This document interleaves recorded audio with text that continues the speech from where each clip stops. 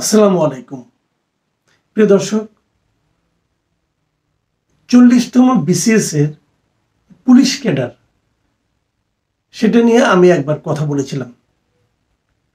সেখানে আপনার নিশ্চয়ই মনে আছে, বহুল আলোচিত এবং অনেকের মধ্যে কিছুটা কৌতুকও উদ্রেক করেছিল যে অজুহাতটা তারা দিয়েছিল এদেরকে বাতিল করার জন্য।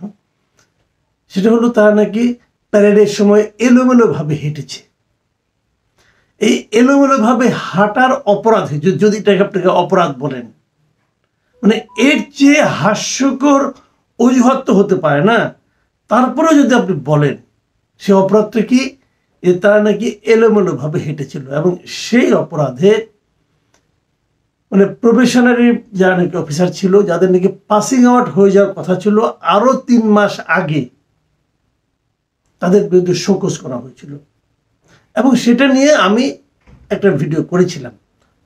অনেকে আমার কাছে চিঠি লিখেছিল, অনেকে বলেছিল যে আমাদের এই জীবনের কি অর্থ তাহলে থাকতে পারে। এইভাবে আমরা একটা পর্যায়ে আসার পর এখন যদি হঠাৎ করে আমার চাকরি চলে যায়, আমি কোথায় যাব?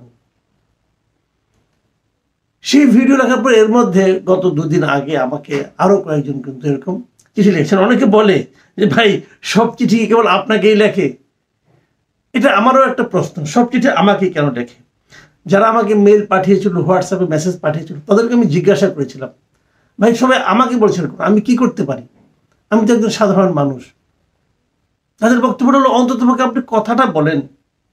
আমরা তো অনেকের কাছে পাঠাই, অনেককে জিজ্ঞাসা, অনেককেই জানতে চাই যে আমাদের কি অপরাধ, কেন আপনারা আমাদেরকে বাদ দিচ্ছেন। কেউ তো এটা নিয়ে কোনো রেসপন্স করে না। অন্ততপক্ষে দেশের মানুষ জানুক হচ্ছেটা কি। দেখুন, এদের বিরুদ্ধে অভিযোগটা কি? অভিযোগটা হতে পারে সম্ভাব্য, সেটা হলো এরা ছাত্রলীগ করে, অথবা অভিযোগ হতে পারে এরা আওয়ামী লীগ আমলে এদের বিসিএসটা হয়েছে, যে 40তম বিসিএসে কেবল পুলিশই চান্স পেয়েছে, অন্য কোনো ক্যাডারের লোকজন চান্স পায়নি, পেয়েছে।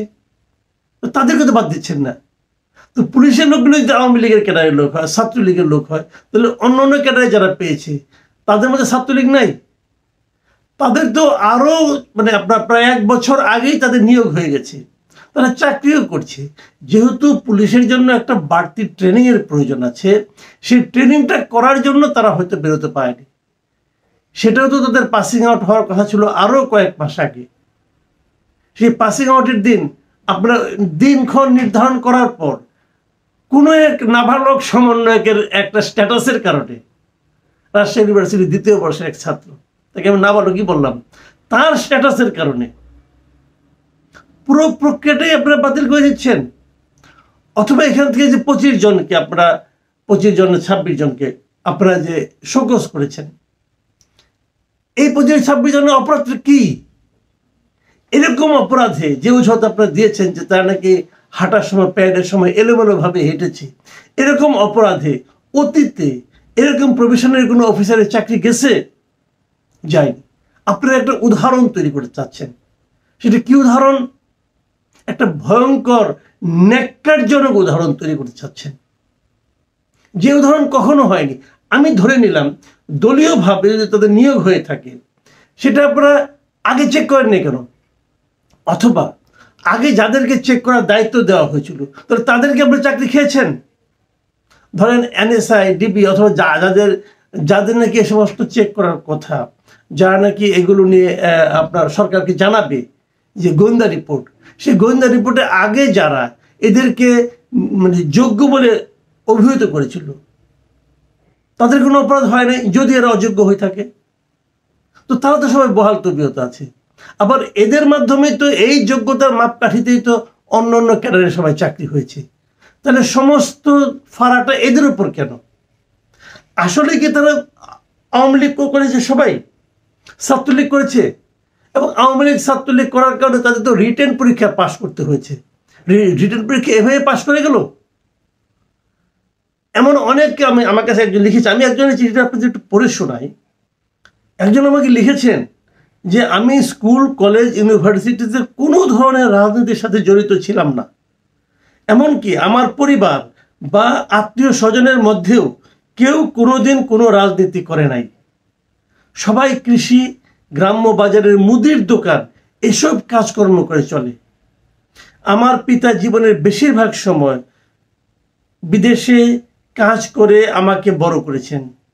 দীর্ঘদিন অসুস্থ ছিলেন এবং আমার চাকরিতে যোগদানের 2 সপ্তাহের মধ্যেই উনি মারা যান। রাজনীতি করার মতো প্রয়োজন, সময়, শক্তি বা ইচ্ছা কোনোটাই আমাদের কারোরই ছিল না। আমি বিশ্ববিদ্যালয়ের আবাসিক হলেও কোনোদিন থাকি নাই। ছাত্র পড়িয়ে আত্মীয়র বাসায় থেকে পড়াশোনা করেছি। রাজনীতি তো করা তো দূরে থাক, পড়াশোনা চালিয়ে যাওয়ার খরচ নির্বাহ করাই কঠিন ছিল। ভাবুন, এরকম একটা ছেলে, একটা বিসিএস পরীক্ষার কতদিনের প্রক্রিয়া বলেন। এরা 2018 সালে বিসিএস এর অ্যাপ্লাই করেছিল, প্রথম যে বিসিএসটা, যেটা নাকি কোটামুক্ত বিসিএস ছিল। সেই 2018 থেকে যদি প্রক্রিয়া শুরু হয়ে থাকে, এখন 2025 সাল চলে এসেছে। 7 বছর ধরে তারা একটা প্রক্রিয়ার মধ্যে আছে এবং তারা জানে তার চাকরিটা হচ্ছে, ট্রেনিং হয়ে গেছে, সব কিছু শেষ। এখন কেউ একজন বলল যে ও ছাত্রলীগ করে, সঙ্গে সঙ্গে সে ছাত্রলীগ হয়ে গেল। এদেশের প্রশাসন, এদেশের নিয়ম কানুন এত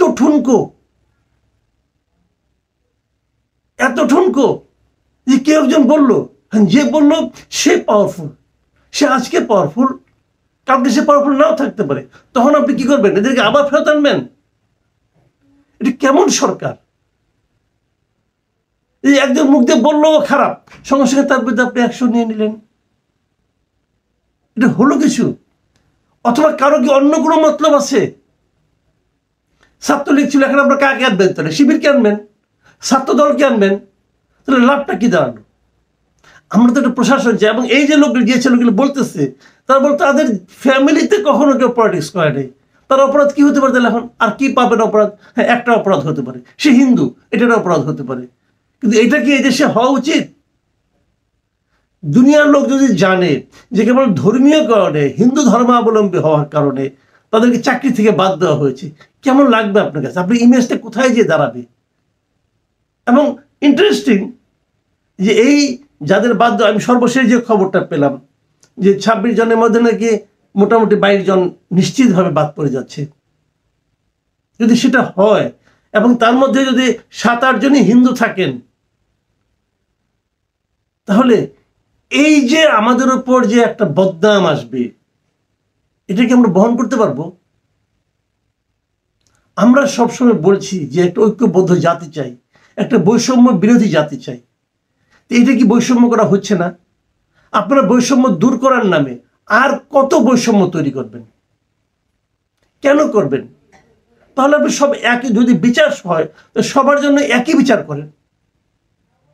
এই কয়েকটা 25-26 জন ছেলে মেয়ের জন্য এটা কেমন বিচার? এর আগে দেখলাম এসআই পরীক্ষার জন্য, সেখানেও আপনারা প্রায় 300-400 লোককে পাঠিয়ে দিয়েছেন বাড়িতে। ভাবেন তো এদের জীবনটার কি অবস্থা হয়েছে? এরা তো অনেকদিন ধরে প্রস্তুতি নিচ্ছিল। যদি আওয়ামী লীগ হওয়ার কারণে এদের বাদ দিতে হয়, তাহলে গত 15 বছরে যত নিয়োগ হয়েছে সব বাদ দেন।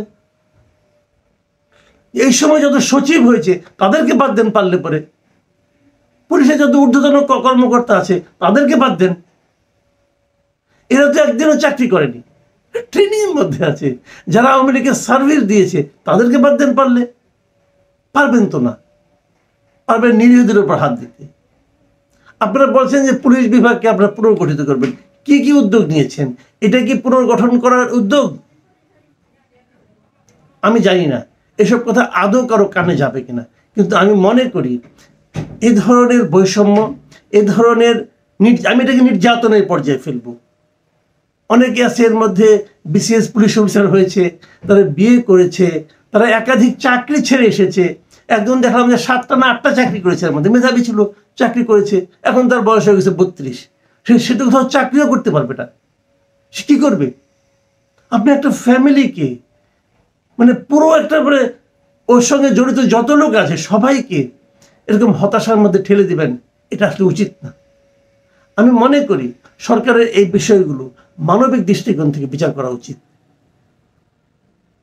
প্রিয় দর্শক, এখন এ পর্যন্তই। আল্লাহ হাফিজ।